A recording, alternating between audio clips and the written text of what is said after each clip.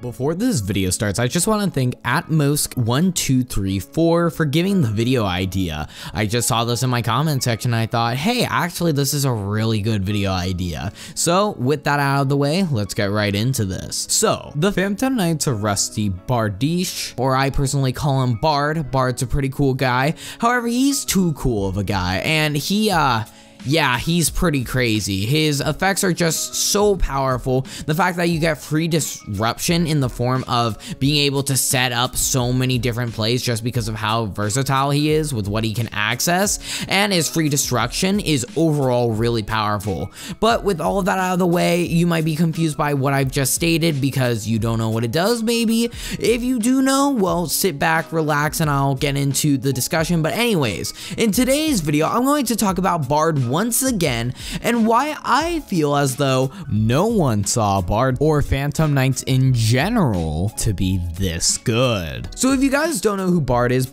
a Dark Warrior Link effect monster with arrows bottom left, bottom right, and right. It's 2100 attack, it is a Link 3, it requires 2+ dark monsters, and it has the following effect. During your main phase, you can send one the Phantom Knights monster from your deck to the graveyard, then set one Phantom Knight spell / trap directly from your deck to your spell and trap zone.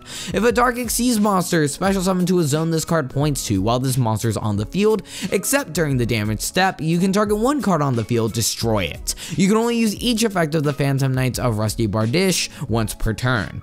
Cannot be used as link material. So by itself, Bard seems really good. I mean, you don't see an effect like that every day where you just send a monster and set a card, and then you also, not only you get that, but just randomly you get a free pop if you Xyz summon something. Yeah, that's already pretty good. But then Bard gets more crazy when you consider what cards it can get access to. So because of the fact that there are Phantom Knights that either can search monsters, there are Phantom Knights that can search spells and traps, you can do a wide variety of things, and there's a wide variety of spells and traps to access for your specific need. If you need a disruption, well, you can set up 2 Fogblade very easily, aka 2 free monster negates or 2 free fiendish chains, just by using Bard by itself. So what happens is you use its effect, send a Cloak, and you can set a Fogblade, then you can banish Cloak from your graveyard, and from there you can go ahead and add another Fogblade to your hand, essentially making Bard able to set 2 Fogblade. That is really powerful, just considering this is a Link 3. I mean, obviously if it was a Link 2 that'd be kind of mental, but the fact is this is a Link 3, and honestly it's not the hardest thing to get into a Link 3, especially when it's locked into Dark monsters. Remember, Dark is one of the best attributes to have in the game right now because of cards like Dangers, and Dangers, because they are dark, can easily access Bard. So there's one way of doing it. Once Cherubini comes out in Dark Neostorm, which if you guys want a real discussion on the impact of Cherubini in Dark Neostorm, comment down below and I'll be happy to do one. But once Cherubini comes out in Dark Neostorm, then that makes this card even easier to access. Isolde accesses this card incredibly efficiently, so there are a plethora of ways to access this card through a Link 2, or just 2 cards, or just an engine like the Dangers. But yeah, there's a lot of ways of doing it. So you can either set up 2 free negates, or you can set up, for example, 2 free bodies. So because you can set up Fogblade, you can also set up Shade Brigandine. So basically, Shade Brigandine can special summon itself. It's a trap card, you can set it from Bard, and then Shade Brigandine will special summon itself as a level 4 warrior monster. So with Bard being able to set Shade Brigandine, you can also, with that, you can send Ancient Cloak, and from there you can banish the Ancient Cloak in order to add a Silent Boots from your deck to your hand. So from there, because of all of that, you can special summon the Silent Boots because of its clause where if you control a Phantom Knights monster, you can special summon it from the hand. And because, well, Bard is a Phantom Knight monster, you can special summon it, regardless of if you have Shade Brigandine on the field or not. So that puts 2 monsters on the field. Now there it can get a little more crazy. If you haven't used Isolde effect yet, you can link with those 2 monsters into Isolde and then go into a wide variety of different plays, which I don't know, it's up to you what you want to do, but there's a lot of easy things to do if you make Isolde at that point. So with that in mind, I think the big card that's starting to gain a lot of popularity right now is the rank up magic Phantom Knights launch. And basically the reason why that's so good is because, well, it's a quick play rank up magic.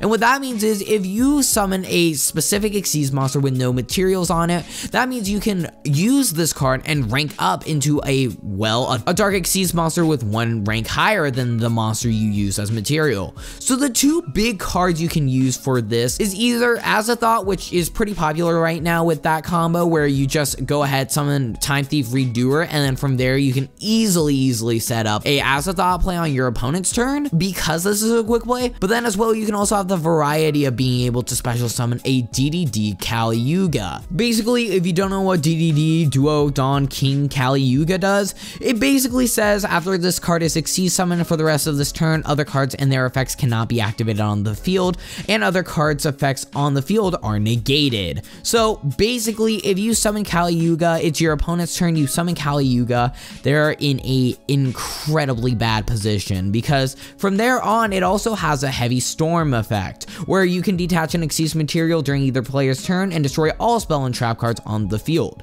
So the idea is if you can summon this on your opponent's turn, not only can they not activate anything, after they set all of their cards, that means that you just use this effect and blow all of it up, and then you just kill them the next turn. So honestly, that's quite scary. If you are able to pull off that play, you're in a really good position to win that game. They can summon Pancratops, but then like it doesn't really do anything when you just kill them the next turn. So long story short, I think honestly that it is a pretty scary combo. Basically, how you summon Kali Yuga is you use Absolute Dragon. It's the rank 7 Odd Eyes that can special summon an Odd Eyes from your extra deck, and basically you from there can summon a card like Dark Rebellion or Raging Dragon, and with those 2 you can use your rank up magic in order to rank up into Kali Yuga on your opponent's turn. So those are the 2 main targets right now for this rank up spell, and this is all possible because of Bard. I will talk about a bit later why I don't think Bard should necessarily get banned, but I think the rank up magic should get banned, and I'll explain why in a little bit.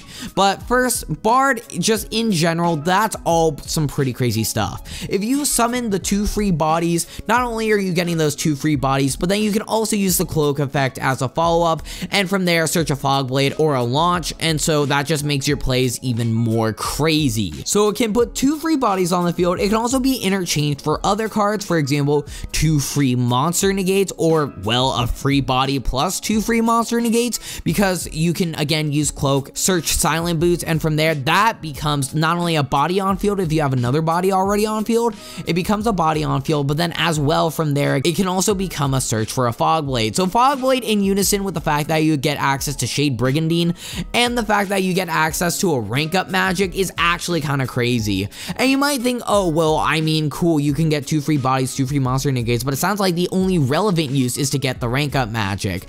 And well, that's not necessarily true. One deck that took advantage of the 2 free bodies aspect is Rongo Bongo, or Rongo. I like saying Rongo Bongo because it's pretty fun to say. But basically in Rongo Bongo, Bard was the most important card in the entire play because that would get you access to a level 3 and a level 4.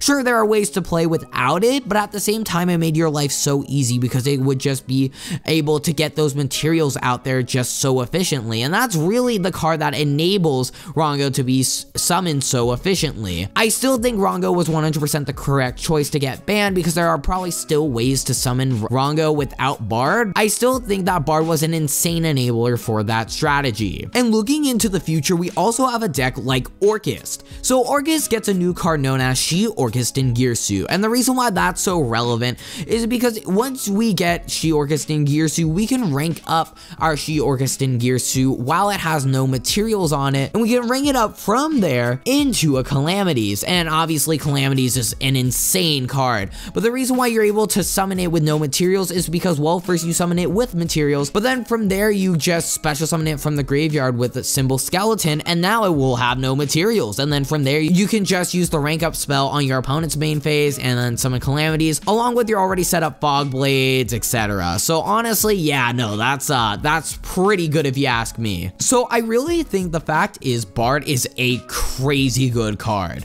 I don't think banning Bard is the correct choice because I think the biggest problem with this card is the fact that it can access that rank up spell and what that rank up spell can access in the form of Xyz monsters.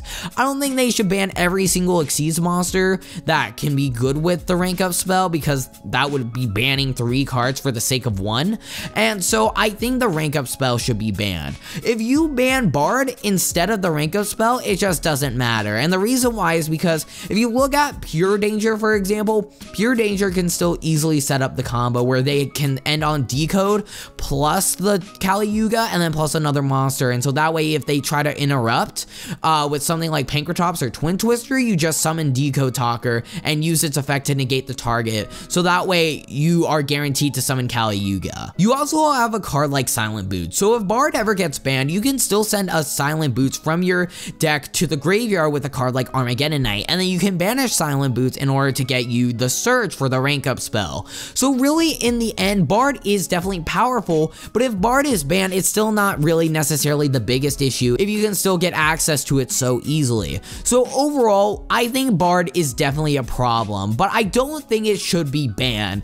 I really think that the rank up magic launch should be banned just because of how much it can access, and it's a quick play. While Bard is definitely a very powerful card, I mean, I've already explained some reasons as to why it's so good.